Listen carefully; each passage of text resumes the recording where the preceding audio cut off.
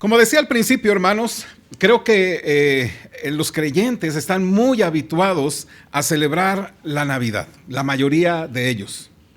Algunos lo celebran precisamente como todo mundo lo celebra, es decir, con regalos, cenas, desvelos, alegrías, piñatas, dulces, y al final, ¿verdad?, se llegan a acordar la razón por la cual celebramos Navidad. Navidad significa nacimiento, ¿verdad? De tal manera que es importante, mi hermano, porque la Navidad es sobre la encarnación de Jesús.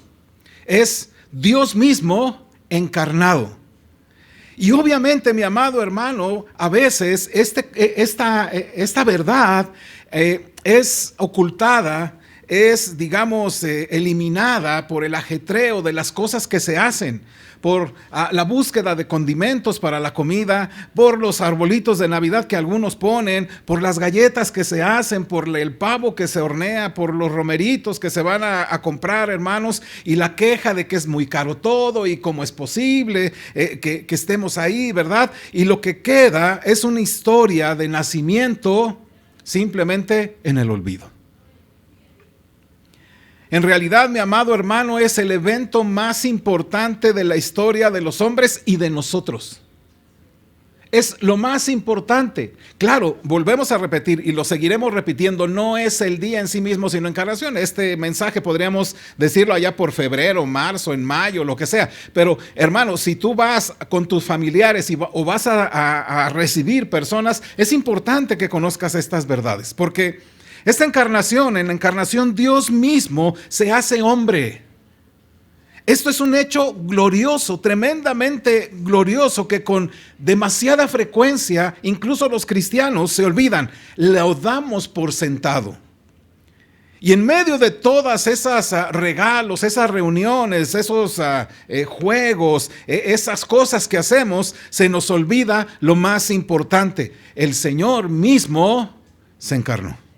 Por lo tanto, mis amados hermanos, haríamos bien en que en este tiempo reflexionáramos profundamente sobre la encarnación. Precisamente hermanos, en este día en que Dios obviamente nos recuerda la realidad de la encarnación. Y quiero, mis amados, simplemente quizá para ustedes, para algunos de ustedes, va a ser algo un poquito pesado porque se trata de algo de conocimiento más profundo de lo que significa la encarnación. Así que quiero hablar con ustedes sobre 5 verdades bíblicas de la encarnación de nuestro Señor Jesucristo. 5 verdades que deberíamos tener presente, mi amado hermano, no solamente en el antes, sino también en el después de esa fecha. No solamente en la comida, sino todo el tiempo, para que nosotros podamos también hablarle a las personas sobre el Señor. Las iglesias y algunos creyentes aprovecharán estos tiempos para hablar sobre la encarnación, y tú lo vas a hacer. Ahora, una de las cosas precisamente es que la concepción virginal y el nacimiento en Belén no marcan el comienzo del Hijo de Dios. ¿Me explico? Más bien, marca al Hijo Eterno entrando físicamente a este mundo y convirtiéndose en uno de nosotros. Por eso, mi amado hermano, la doctrina de la encarnación dice que la segunda persona eterna de la Trinidad se enfrentó, digamos, a la humanidad en la persona de Jesús de Nazaret. Una forma para recordar esto, mi amado, es lo que dice Juan capítulo 1, y lo vamos a leer, por favor. Les invito a que vayamos allá. Juan capítulo 1. Y quiero que usted observe lo que dice Juan capítulo 1, y vamos a leer desde el versículo 1 hasta el versículo 18. Dice así la escritura, Juan 1 del 1 al 18. ¿Lo tiene? Vamos a leerlo con voz fuerte, hermanos. Dice así: en el principio era el verbo, y el verbo era con Dios, y el verbo era Dios. Este era en el principio con Dios. Todas las cosas por él fueron hechas, y sin él nada de lo que ha sido hecho fue hecho. En él estaba la vida, y la vida era la luz de los hombres. La luz en las tinieblas resplandece, y las tinieblas no prevalecieron contra ella. Hubo un hombre enviado de Dios, el cual se llamaba Juan. Este vino por testimonio para que diese testimonio de la luz, a fin de que todos creyesen por él.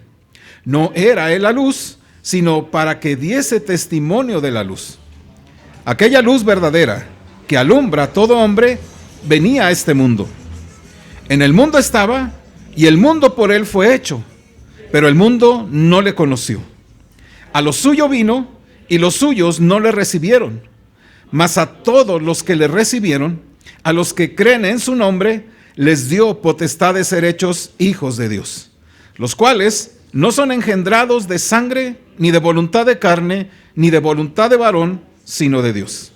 Y aquel Verbo fue hecho carne, y habitó entre nosotros, y vimos su gloria, gloria como del unigénito del Padre, lleno de gracia y de verdad.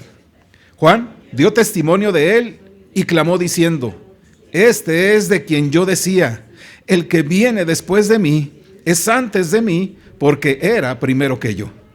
Porque de su plenitud tomamos todos, y gracia sobre gracia.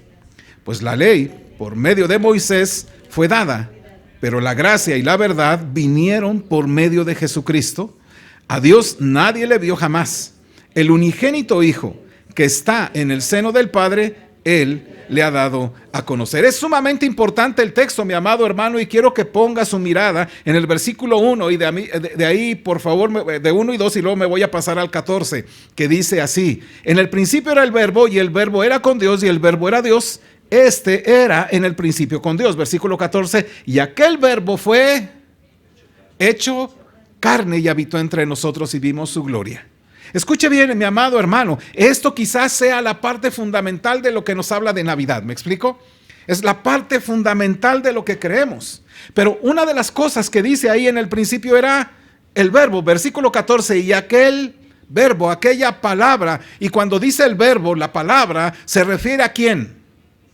Al Hijo divino, al eterno Hijo de el Padre, que fue al principio, dice versículo 1, ¿verdad? Que fue en el principio con Dios. Y obviamente desde la eternidad, mi amado hermano, desde siempre hasta que Él se enfrentó a la humanidad, el Hijo de Dios ya existía, ya estaba ahí, en perfecto amor, en perfecta alegría, en perfecta armonía, en la comunión de la Trinidad.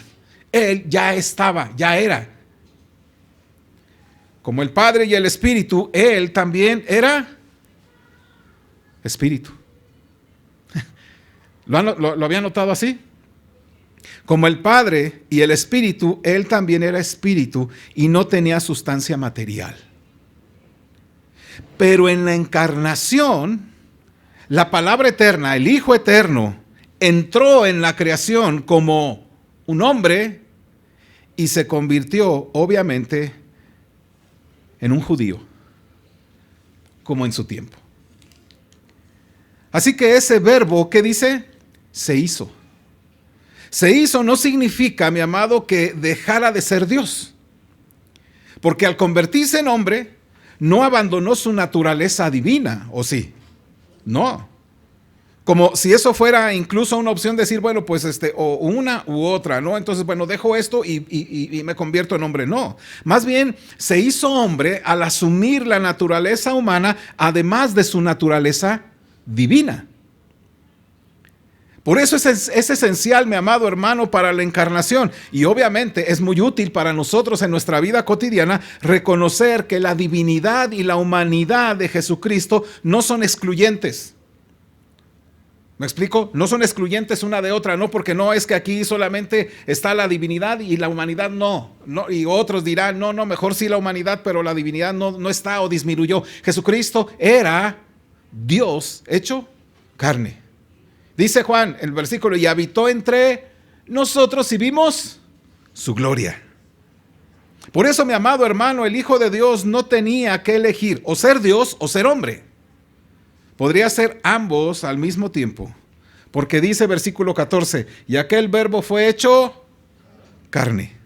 Y carne, mi amado hermano, no simplemente significa una referencia al cuerpo humano, sino la totalidad que comprende la naturaleza humana. El Señor tenía un cuerpo, tenía su propia mente, sus propias emociones, su voluntad. Él tomó todo eso y lo hizo suyo. Hebreos 2, por favor, versículo 17, y aquí vamos a ir por uno y otro lugar. Hebreos capítulo 2, versículo 17, dice así. Y luego nos vamos a 4:15. Pero primero 2:17 de Hebreos. Dice así juntos, ¿lo tiene? Ayúdeme, fuerte, dice. Por lo cual debía ser en todo semejante a sus hermanos, para venir a ser misericordioso y fiel sumo sacerdote en lo que a Dios se refiere, para expiar los pecados del pueblo. Escuche bien lo que dice Hebreos, por lo cual debía ser en todo, ¿qué cosa?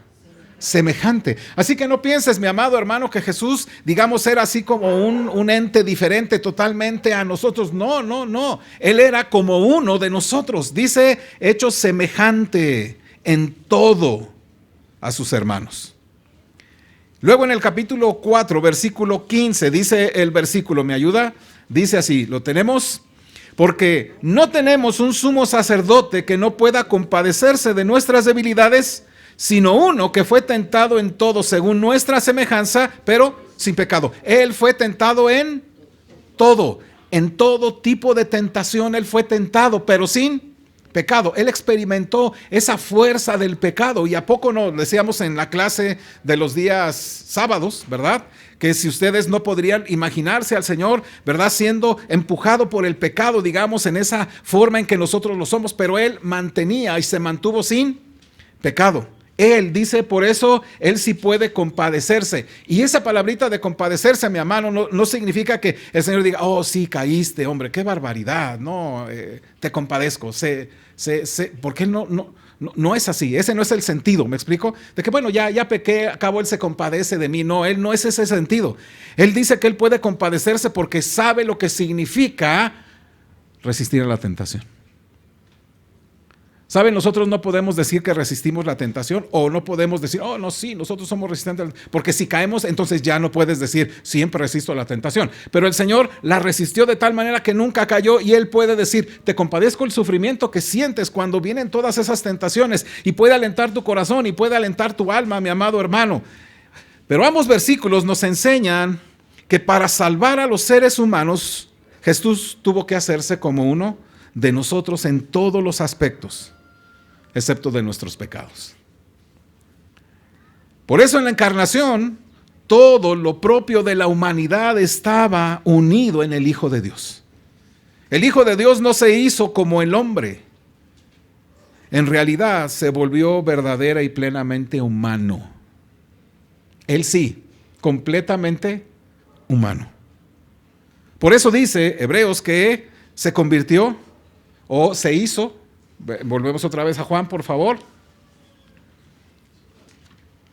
Ayúdeme, para que lo tenga ahí bien puesto, y si quiere subrayar. Versículo 14 dice, y aquel verbo fue hecho carne. Así que el verbo se hizo carne. Así que el Hijo eterno de Dios, sin dejar de ser Dios, tomó una naturaleza completamente humana. Y esto es lo que los cristianos llamaron por mucho tiempo la encarnación de Jesús. Y qué magnífica verdad para nosotros, y qué aliento, mi amado hermano, nos da para adorar a nuestro Señor sabiendo que Él se hizo carne. Jesús no se hizo hombre porque pudiera haberse hecho un hombre. Esto, mi amado hermano, no significa que fue, digamos, algo así como una cuestión de aparición nada más y decir, miren cómo estoy yo aquí. Porque finalmente, mi amado hermano, se hizo hombre en un mundo creado por Él mismo para nosotros y para nuestra salvación. La palabra eterna, el Hijo de Dios, el eterno Hijo de Dios, se convirtió en carne y sangre humana frágil para salvarnos de nuestros pecados.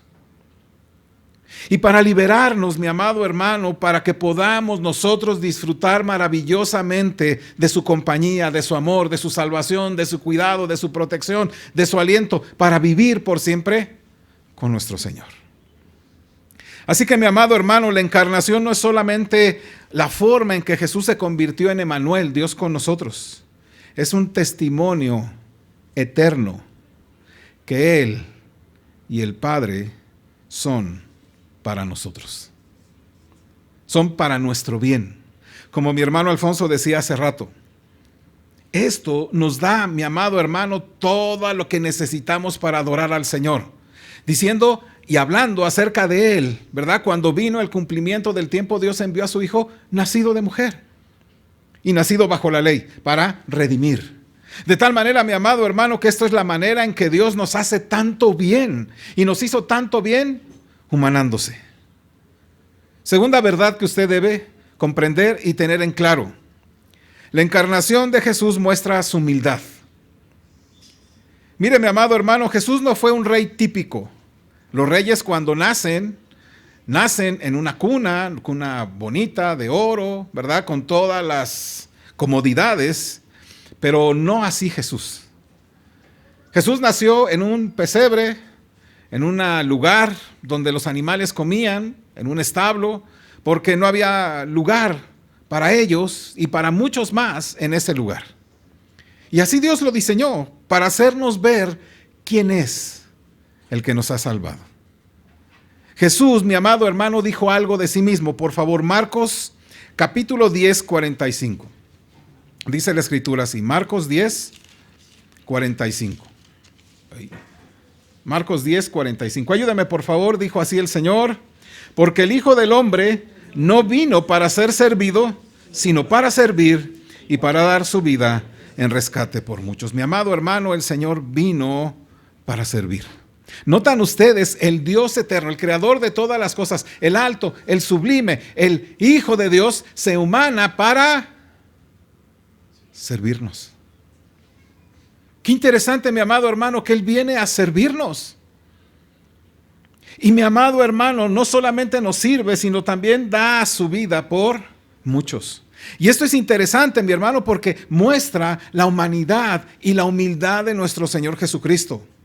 Pablo, por supuesto, se gloría en esa humanidad de Cristo cuando escribe en Filipenses capítulo 2, versículos 6 en adelante. Por favor, lo busca conmigo, Filipenses capítulo 2 al 11. Vamos a leer, dice, ¿lo tiene por favor? Dice el cual, bueno, vamos a leer el versículo 5 al 11, juntos dice, haya pues en vosotros este sentir que también hubo en Cristo Jesús, el cual, siendo en forma de Dios, no estimó el ser igual a Dios como cosa a que aferrarse, sino que se despojó a sí mismo, tomando forma de siervo, hecho semejante a los hombres, y estando en la condición de hombre, se humilló a sí mismo, haciéndose obediente hasta la muerte y muerte de cruz. Por lo cual Dios también le exaltó hasta lo sumo y le dio un nombre que es sobre todo nombre, para que en el nombre de Jesús se doble toda rodilla de los que están en los cielos y en la tierra y debajo de la tierra, y toda lengua confiese que Jesucristo es el Señor, para la gloria de Dios Padre. El apóstol se gloría en esto, en decir, haya pues ese sentir que hubo también en Cristo Jesús. ¿Es ese tu sentir? Un sentir de siervo. Si el Hijo de Dios, si el santo y el sublime Hijo de Dios se hizo hombre, tomó precisamente nuestra propia humanidad sin pecado y vino a servir, mi amado hermano, ¿qué es lo que tenemos que hacer? Y entonces la pregunta es, ¿lo hacemos? ¿O nos servimos de otros? ¿Eres un siervo igual que Jesús?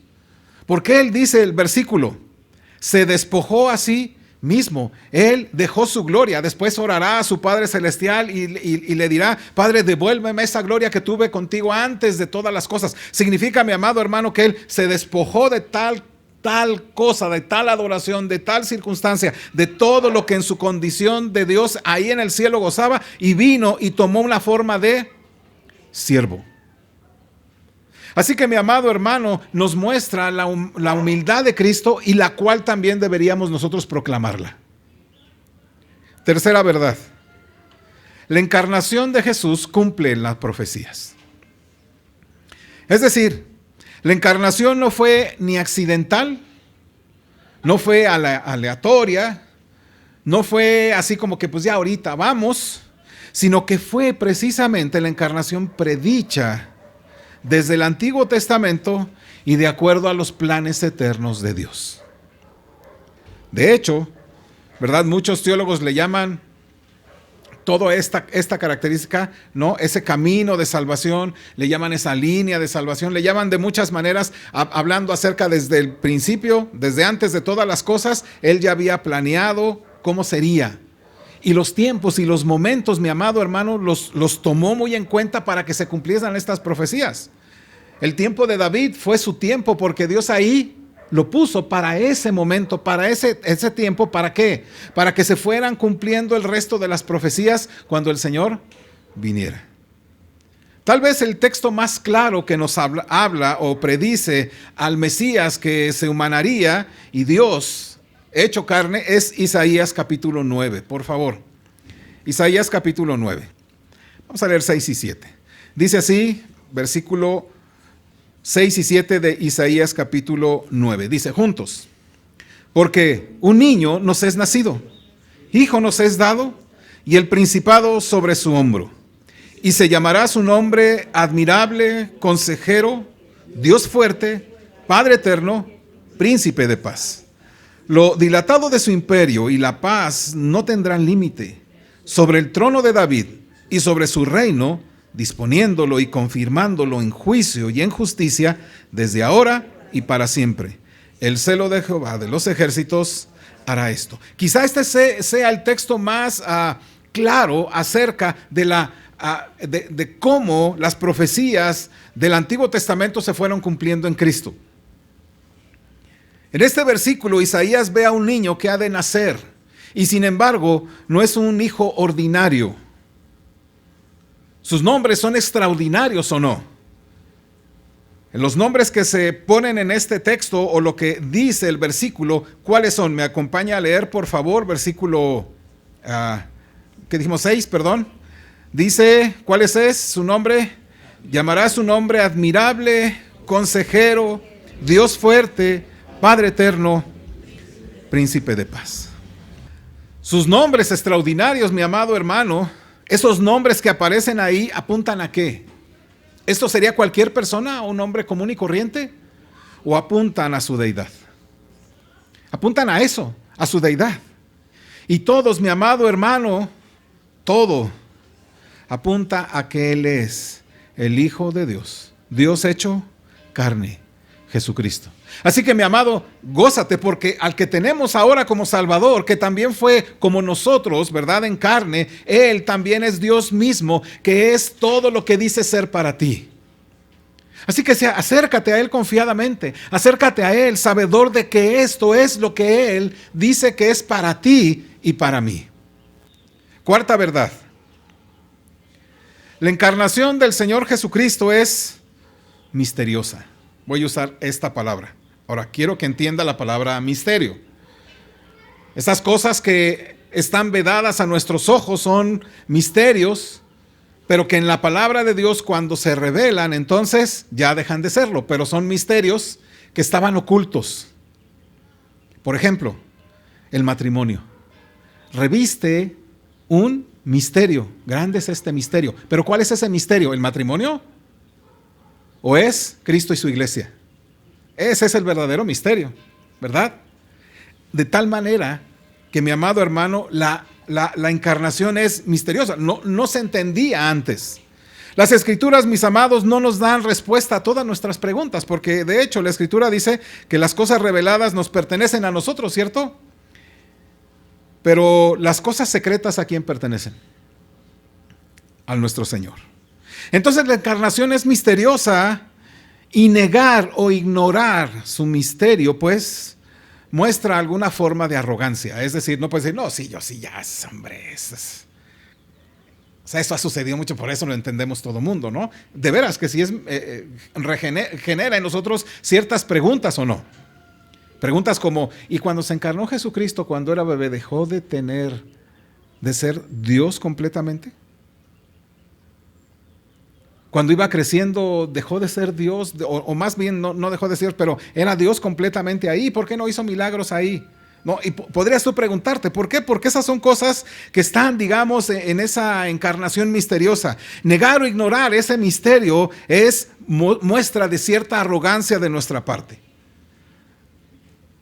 Sin embargo, Dios realmente nos revela sus caminos en las Escrituras. Y debido a que Dios es uno, su palabra escrita está completamente unida. Es una. Por lo tanto, podemos preguntarnos, bueno, ¿qué debe significar ese pasaje específico en la Escritura? ¿Es verdadero? Bueno, tenemos que asumirlo cuando vemos todos los demás textos y podemos notar, volvemos otra vez a regresar a Juan capítulo 1, 14, cuando dice así, 1:14, y aquel verbo fue hecho carne y habitó entre nosotros y vimos su gloria, gloria como del unigénito del Padre, lleno de gracia y de verdad. Entonces la Escritura nos habla acerca de quién es Jesucristo. Nos pone en la dinámica de que Él es precisamente el Verbo encarnado para nuestro bien. Uno de los grandes conflictos que existen es precisamente entre algunos creyentes es responder cómo es o cómo podría ser que una persona podría ser Dios plenamente y plenamente hombre. ¿Sí me explico? En la misma persona.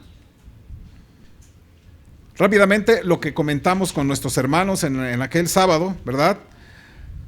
Al principio hubo muchos, ya desde un inicio, que negaban o una u otra. Que decían que Jesucristo había venido de alguna manera misteriosa, que Él no había nacido de una virgen, ¿verdad? Y que se había aparecido.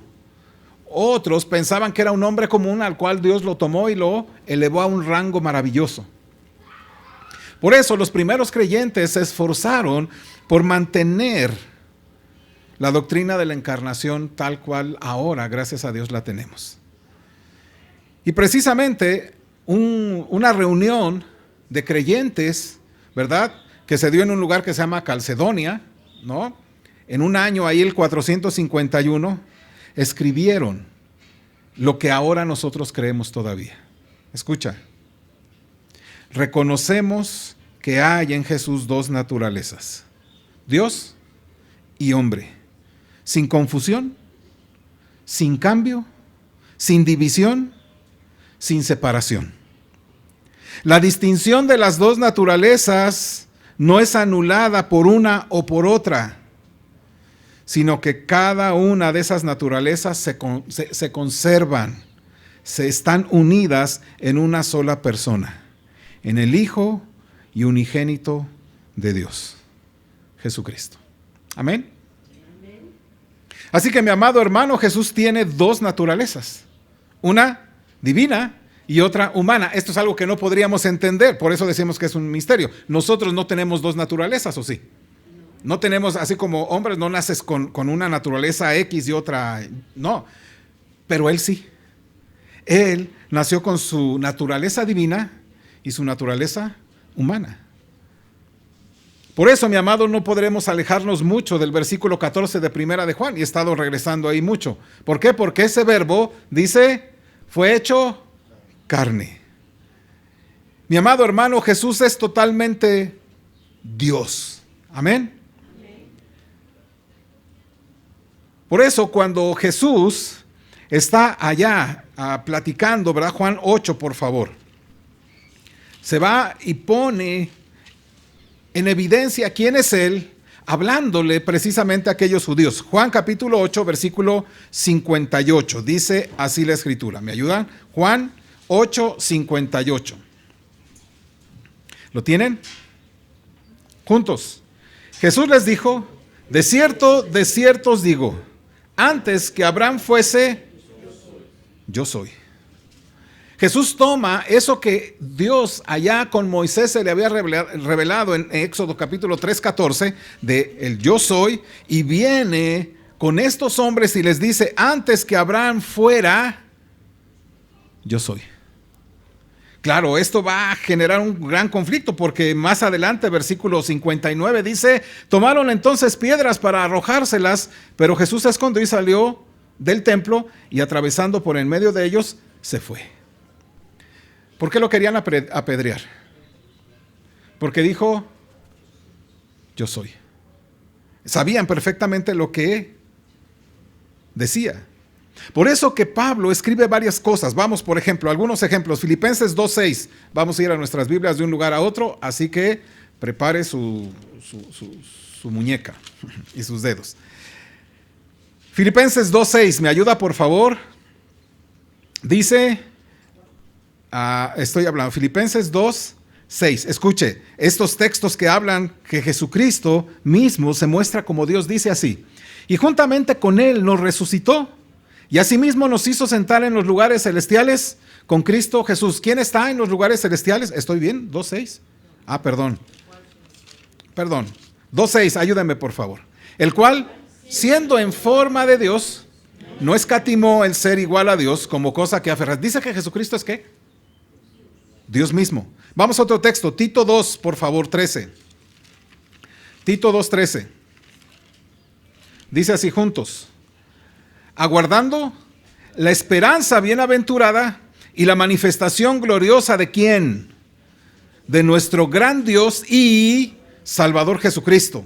¿Notan? Ahí mismo está hablando Él. Yo soy, Él es Dios mismo. Segunda de Pedro, capítulo 1. Segunda de Pedro 1, por favor. Versículo 1:1, por favor. Segunda de Pedro 1:1. Dice así, juntos: Simón Pedro, siervo y apóstol de Jesucristo, a los que habéis alcanzado, por la justicia de nuestro Dios y Salvador Jesucristo, una fe igualmente preciosa que lo nuestro. Escuche, de nuestro Dios y Salvador, ¿quién? Jesucristo.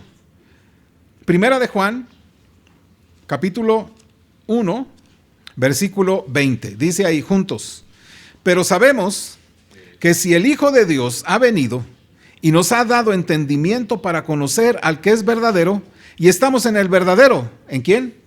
En su Hijo Jesucristo. Y luego, ¿qué dice ahí? Este es el verdadero Dios y la vida eterna. Volvemos a regresar a Hebreos, por favor, capítulo 1, versículo 3, y luego en el versículo 8. Hebreos, dice así juntos: el cual, siendo el resplandor de su gloria y la imagen misma de su sustancia, y quien sustenta todas las cosas con la palabra de su poder, habiendo efectuado la purificación de nuestros pecados por medio de sí mismo, se sentó a la diestra de la majestad en las alturas. Versículo 8, por favor. Mas del Hijo dice: tu trono, oh Dios, por el siglo del siglo. De tal manera, mi amado hermano, que Jesucristo mismo es encarnado, Dios hecho carne. Su naturaleza es ser Dios.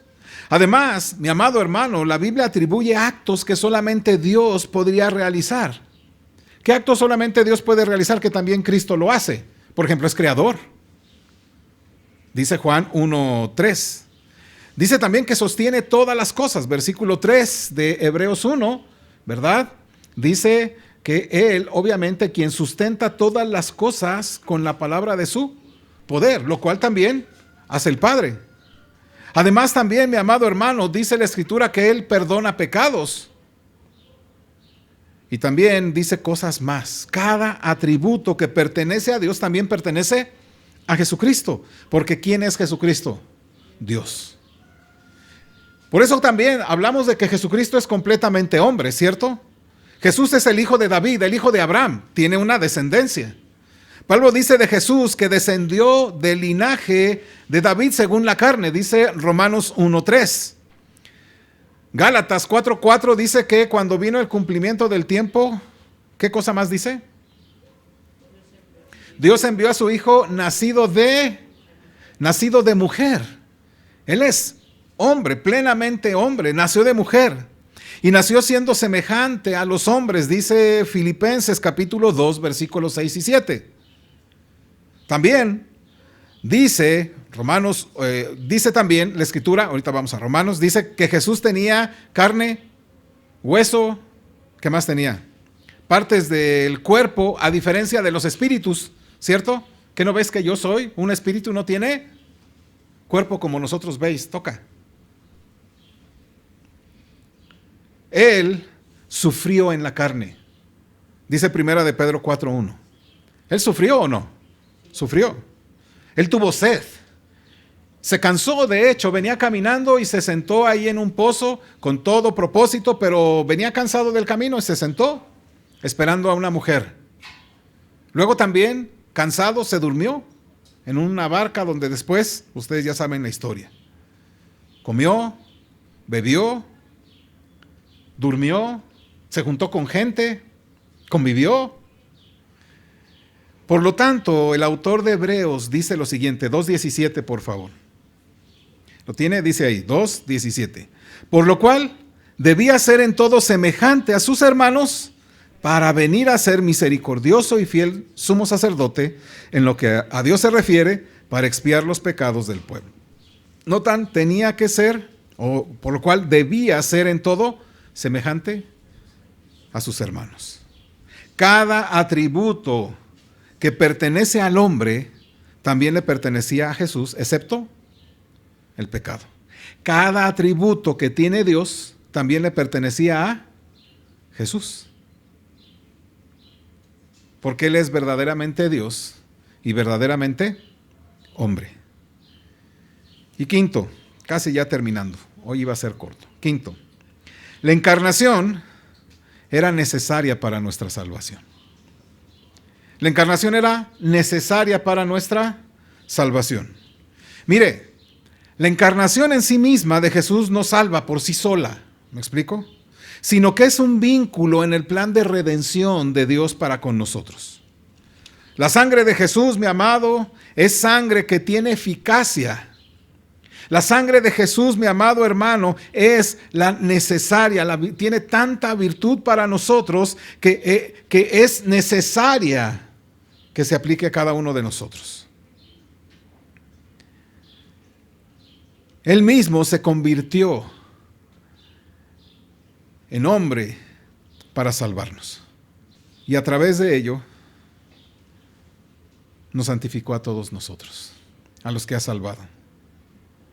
Hebreos 1 dice Dios, 1:1, Dios, habiendo hablado muchas veces y de muchas maneras en otro tiempo a los padres por los profetas, en estos postreros días nos ha hablado por el Hijo, a quien constituyó heredero de todo y por quien asimismo hizo el universo, el cual siendo el resplandor de su gloria y la imagen misma de su sustancia, y quien sustenta todas las cosas con la palabra de su poder, habiendo, ¿qué cosa dice ahí?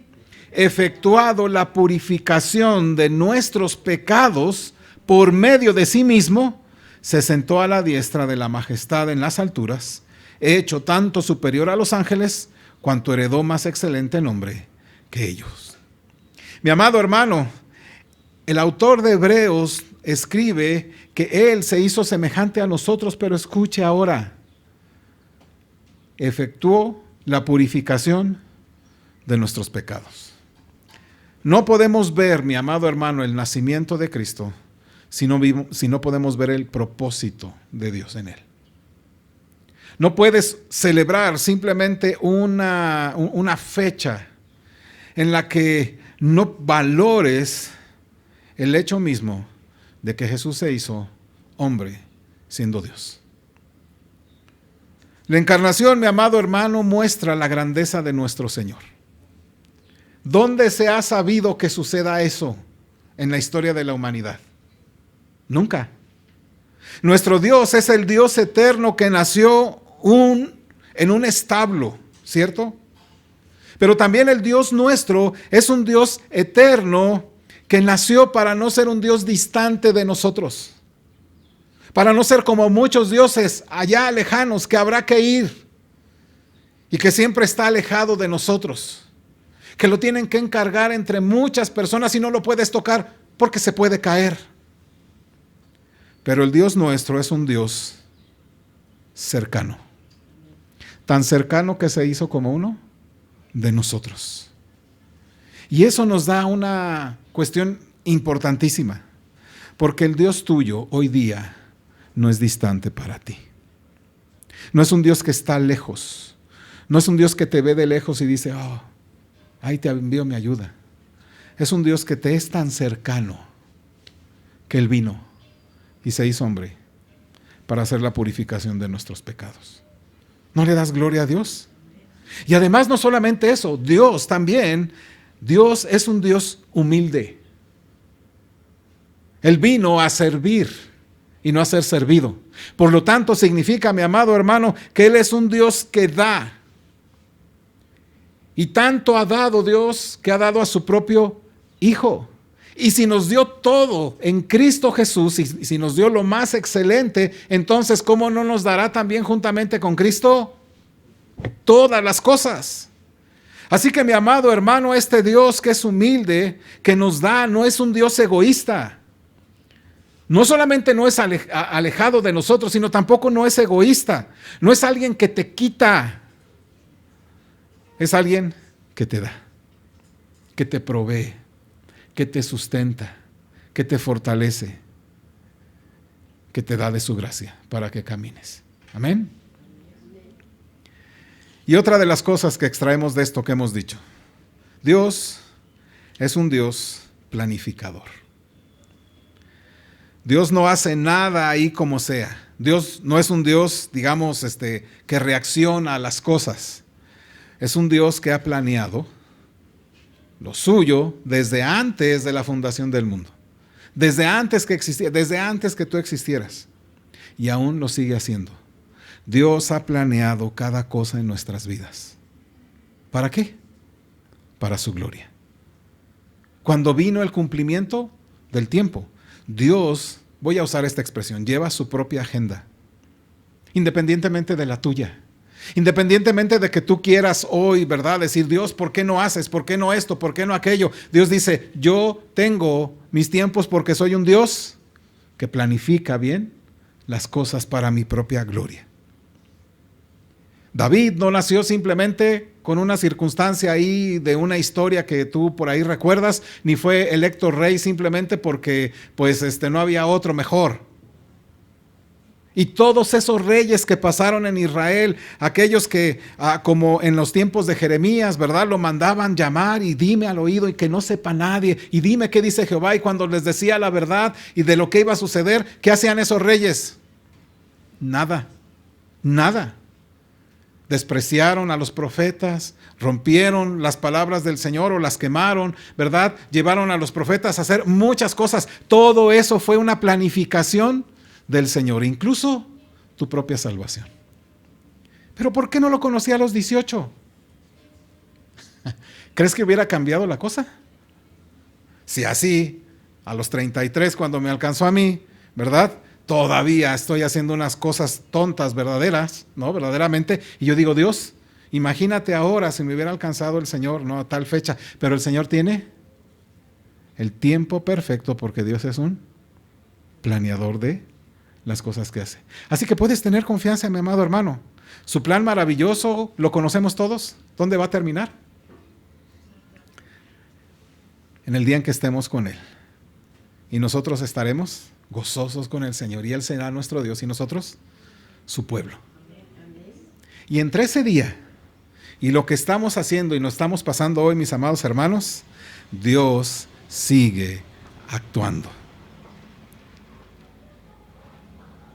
Y por otra parte, Dios es un Dios que está por encima de nosotros. No es un Dios que puedas moverlo al contentillo. No es porque tú declares algo para que Dios lo haga y te obedezca. Es un Dios que está fuera de todo lo que tú y yo podamos pensar. Cuyos caminos no son nuestros caminos. Ni sus pensamientos, los nuestros. Así que mi amado hermano, bendecimos al Señor porque no es un Dios que lo puedas cargar aquí en tu pecho. No es un Dios que puedas colgarlo en tu carro. No es un Dios que tengas que sacar a pasearlo de vez en vez. No es un Dios que lo puedas controlar a tu antojo. No es un Dios que es para darle, digamos ahí, que tú hazme un favor y yo te doy tal cosa. Nuestro Dios eterno está por encima de nosotros. Y finalmente, nuestro Dios es un Dios que nos redimió por su sangre. No es un Dios que nos dejó a nuestros pecados, como otros dioses que no son Dios. Mi amado hermano, Él no te dejó en el fango. Él no te dejó en la miseria. Él no te dejó camino a la condenación.